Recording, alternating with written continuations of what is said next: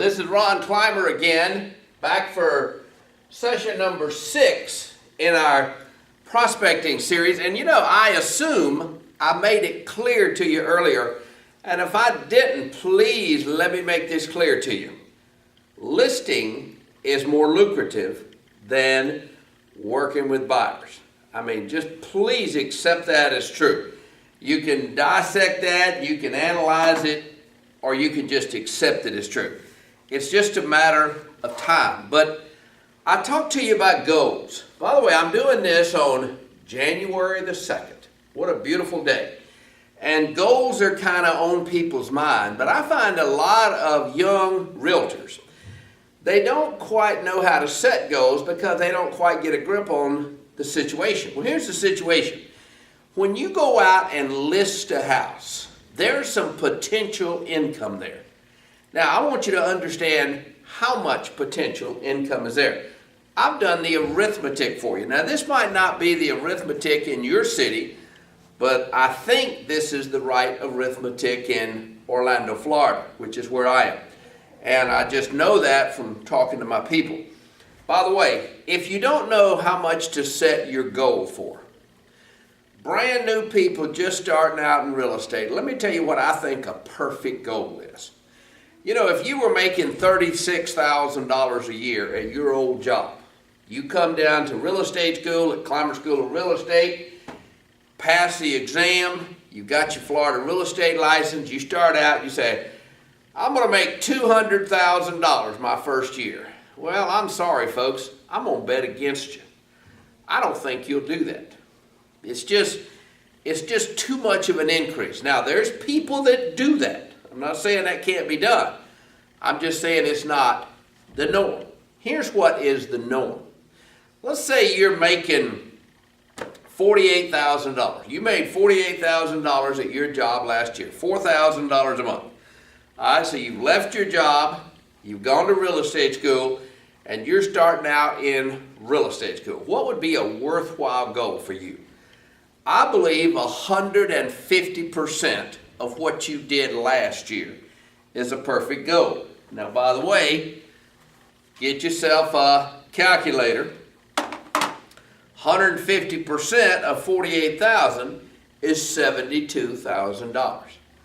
I think if you went to work, you could make $72,000 your first year in real estate. Your second year in real estate, how about 150% of that? Your third year, 150% of that. These are not outrageous goals. These are pretty reasonable if you ask me.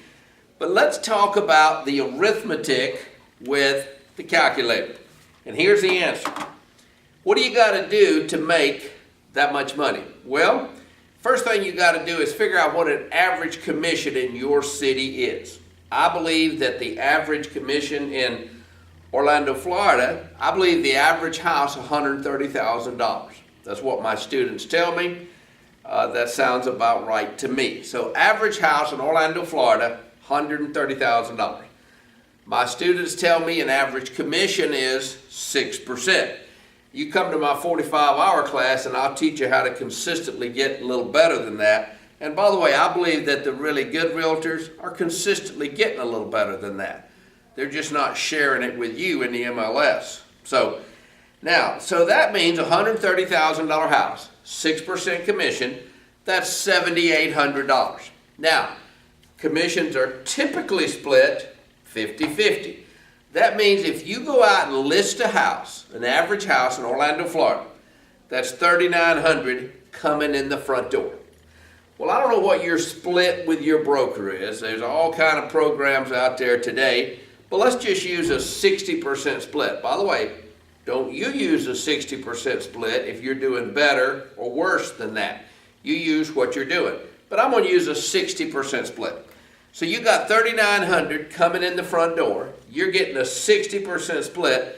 That means that listing sold is $2,340 in your pocket.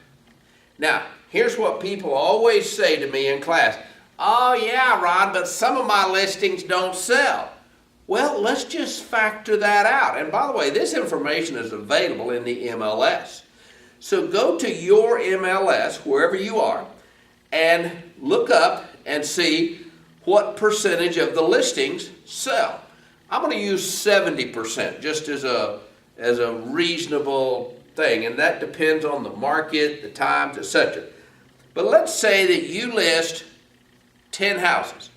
Only 7 of them are going to go to closing. 3 of them are going to expire. You wasted your time with those if you only knew which 3. And so that means that a house listed is worth $1,638. That's $2,340 times 0.70. So if you woke up on New Year's Day with 10 listings in your inventory, and you didn't do a darn thing, you just sat around and hoped for the best, chances are 7 of them would sell and you would earn $16,380. So if you tell me your listing inventory, I can predict your income. And I mean, that's just the way it is. So now if that's true, I want you to do that arithmetic and figure out what a listing's worth for you. Now you decide, well, I want to earn $72,000. That's going to be my goal for this year. Divide that by 1,638. You need to get 44 listings. What do you got to do to get 44 listings? Well, if you're a 100% closer, you got to get out and talk to 44 prospects. If you're a 50% closer, guess you got to talk to 88 prospects.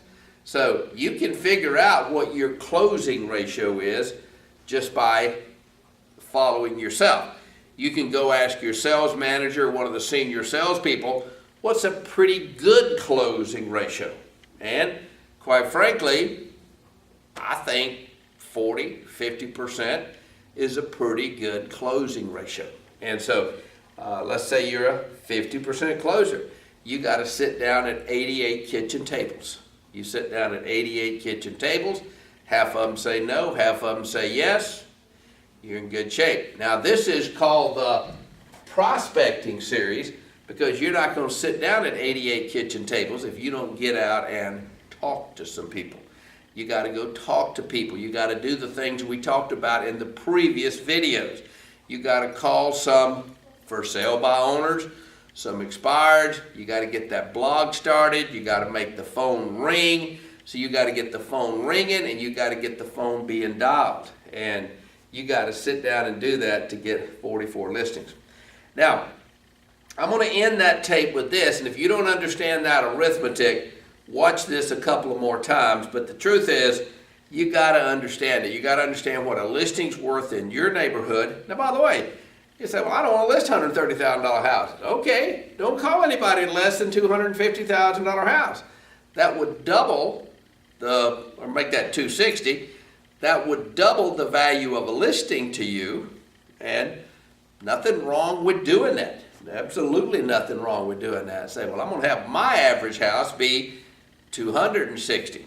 Go ahead, fine with me, and that'll probably work for you. So, and that would turn that 44 listings into 22 listings, or that would turn that 1638 into whatever double that is, $3,300 or whatever.